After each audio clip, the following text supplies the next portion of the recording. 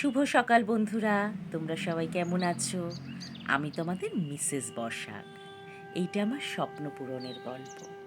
স্বপ্নটা এখনও পুরোপুরিভাবে পূরণ হয়নি, তবে সেই দিকেই আমি এগোচ্ছি। প্রতিটা মানুষেরই ইচ্ছে থাকে একটা নিজের মনের মতো বাড়ি করার। আমি সেই মনের মতো বাড়ি করার সুযোগ পেয়েছি। আমার বাবা সেই সুযোগটা দিয়েছে। সত্যি বলতে আমি কোনোদিন কল্পনাই করতে পারিনি আমার প্রাণের জায়গায়, আমার ভালো লাগার জায়গায় আমি একটা বাড়ি করতে পারবো। হ্যাঁ, আমি শহরের মেয়ে হলেও আমার গ্রাম যে কী পছন্দের, আর আমার গ্রামের বাড়ি মানে আমার বাবার বাড়ির কিছুটা অংশ আমাকে আমার বাবা বলেছে, তুই তোর মনের মতো করে সাজিয়ে নে সুন্দরবনের ঝড়খালিতে। সাথে নিজের যেরকম স্বপ্ন পূরণ, সাথে আমার কাজেরও জায়গা।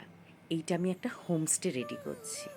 তো সেই পুরো ডিটেলসটা তোমাদের সাথে আমি আস্তে আস্তে শেয়ার করব।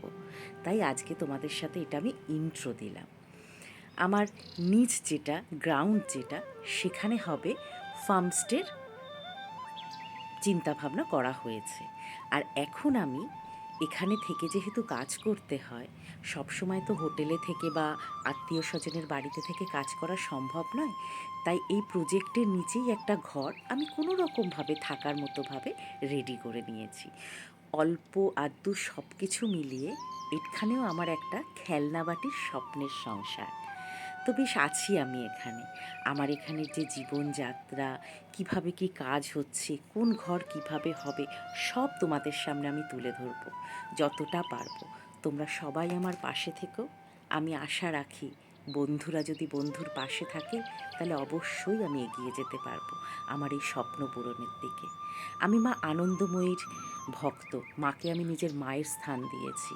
তো আমি এখানে একটা মন্দিরও তৈরি করেছি, যেখানে আমি মাকে এনে রাখবো। আর এই পিছনের এই ঘরটা ইলেকট্রিক ঘর। সবই তোমাদের সাথে আস্তে আস্তে শেয়ার করব আমি। সবে কাজটা আজ 2.5 বছর ধরে কাজটা আমার চলছে। অনেক সমস্যা, অনেক বাধা, অনেক বিপত্তি, সব কিছু রেখে এগিয়ে এগিয়ে কাজটাকে আমি নিয়ে যাচ্ছি। সত্যি বলতে আমি স্বপ্নেও কোনোদিন ভাবতে পারিনি এত বড় একটা প্রজেক্ট আমি বা আমার স্বামী, মানে আমার রাজুদা, মানে তোমাদের সবার রাজুদা মিলে আমরা করতে পারবো। যদিও এটা সম্ভব হয়েছে আমার বাবার জন্যে, না হলে আমি পারতাম না। আমার প্রচণ্ড গাছপালার শখ আর কি।